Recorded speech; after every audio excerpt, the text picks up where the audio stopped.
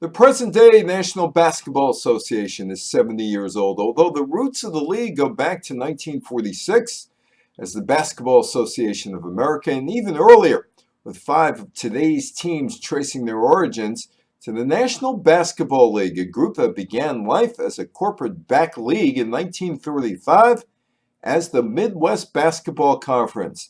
Today's NBA was created on August 3rd, 1949, with a merger of sorts between the BAA and the NBL.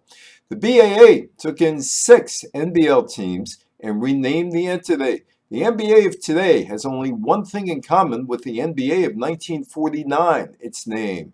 The NBL was an industrial league set up with players working for companies and playing for company teams. The NBL was also very progressive as Negro players were on the roster in 1942. The Basketball Association of America began operations in 1946 when East Coast Arena owners decided to schedule open dates in their buildings with basketball games. The BAA was always looking for super teams. In 1947, it enticed the American Basketball League's powerhouse, Baltimore Bullets, to jump leagues. The BAA poached the NBL for teams in 1948 because the league wanted George Mikan of the Minneapolis Lakers, who was the major star of the day.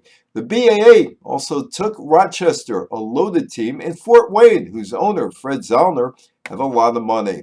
The 1949 NBA had 17 teams, but the league would shed many teams. 6 would not return for 1950, and just 8 remained by 1953.